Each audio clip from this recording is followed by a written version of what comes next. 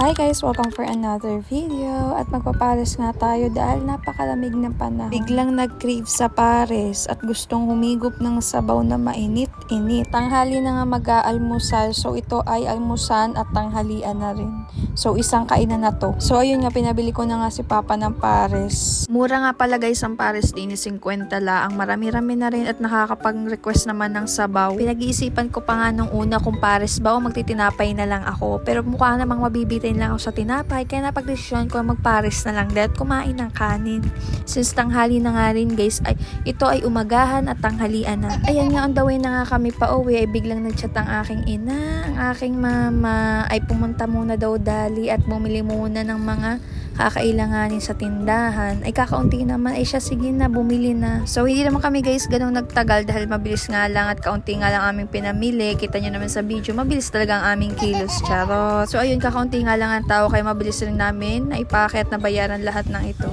Ay tsaka ko nga naalala na wala pala kaming dalang bag. Ay buti malaming nakuha si Papa na karton at nailagay na baka isa-isa pa namin na rin bitbitin pa uwi. At nakauwi na nga kami guys, hindi na makapag-antay ang aking tiyan at nakakulo na talaga. At kaya yan, kala ko isulo ko na aring pares ko. Ay iri paling batang arigi gutom pa din.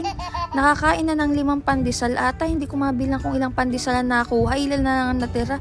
Ay kumain pa nga naman ng pares Ay nagrereklamo pa't madamot daw ako at naubos ko daw yung laman. At napabulos pa nga ng isa pang kanin at wala na daw ulam. Siya na daw uubos ng sabaw. Ay nagrereklamo na nga yan. Ay tuong may pagsilip pa nga sa pagsandok ko ng pares. Akala yatay ako na ang uubos na rin. Ariga bibili uli para hindi maubusan. Ay masama pang loob na yan habang nakain.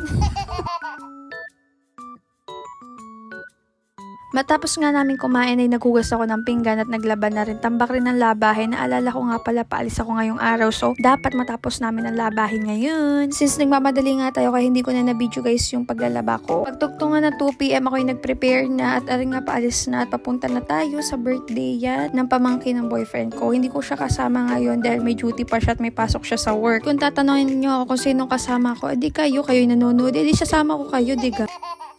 At ayan nga guys, nakarating na tayo dito. At ang may birthday guys ay pamangkin ng boyfriend ko na si Baby Adam na nag-turn na siya ng 1-year-old. Pagpasok ko nga guys sa eskinita, hiyang-hiya na ako. Nakikita ko sila nakatingin na sa akin. Hindi ko alam kung assuming ba ako or dahil may kasunod din ako sa likod ko. Hello, kakaya na, narinig na nila ito. Malalaman na nila. OMG!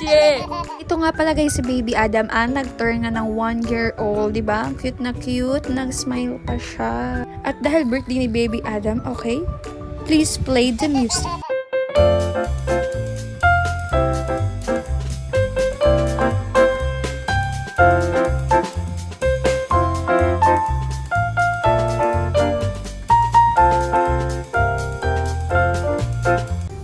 Aba, may pa-music pa nga At syempre hindi mawawala ang kainan. Syempre nagsandok na tayo ng kaya natin at para hindi na tayo babalik. Pat nakakahiya, bumulos. After nga kumain ay napatiktok na nga tayo at practice muna at para ma-perfect aring sayaw na are. At tuong ang utas na sa tawat, nawala na nga sa step at naguluhan na. Ay siya are na ang next clip. Ito na yung final.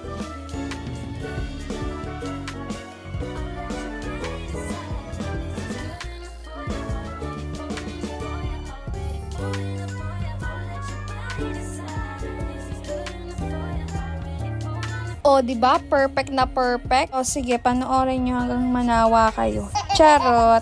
O, siya, hanggang dito na lang guys ang video ito. Huwag nyo kalimutan mag-like, mag-follow, and mag-share. Thanks for watching. Bye-bye!